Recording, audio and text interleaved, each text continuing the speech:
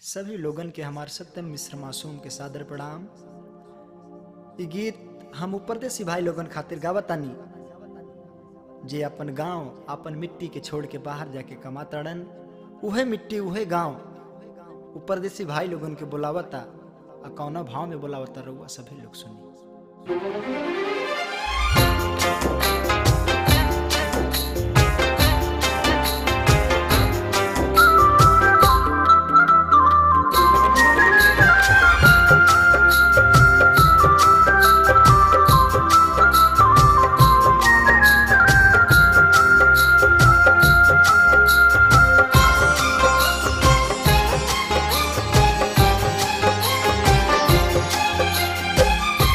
बिसरे न बिसरी बिसरे न बिसरी बिसरे न बिसरी गौवा के बतिया रही रही याद आवे ला संगी सतिया रही रही याद आवे ला संगी सतिया।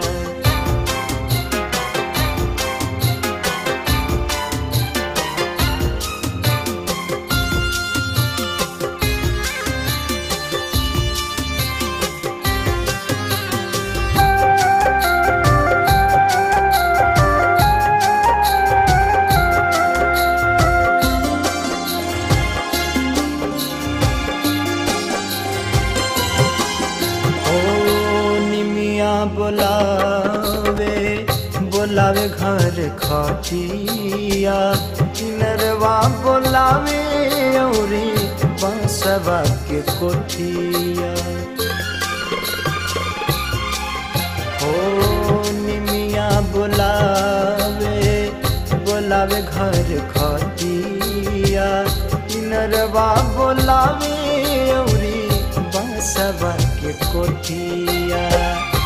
भूल कैसे जाई जब भूल कैसे जाई जब भूल कैसे जाई जब चले पूरे वैया रही रही याद आवे ला संगी सतिया रही रही याद आवे ला संगी सतिया।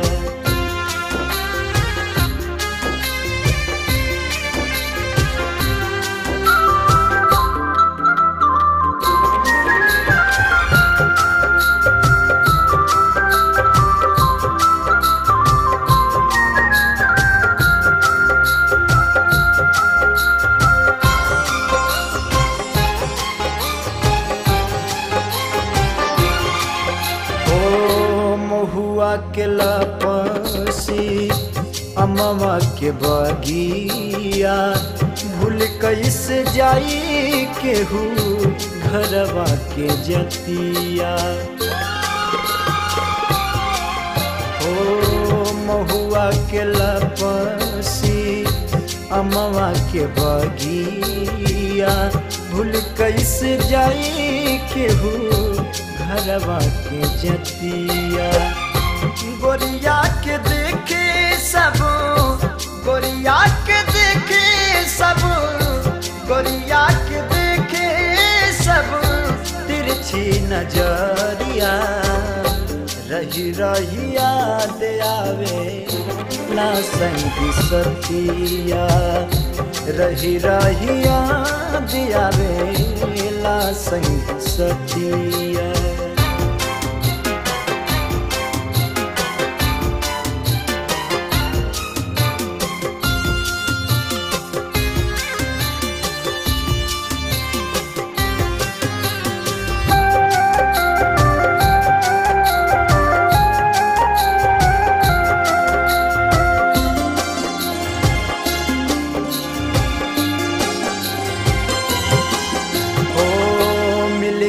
रहल सब सुइया अउरी धगवा नाचे गावे झूमे झामे गावे सब फगुआ।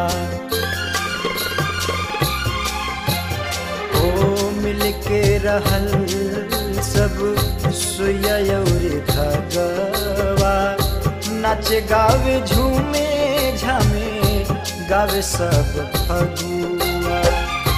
जुड़ के रहाला जैसे जुड़ के रहाला जैसे जुड़ के रहाला जैसे सिपिया में मोतिया रही रही याद आवे ला संगी सतिया रही रही याद आवे ला संगी सतिया रही रही याद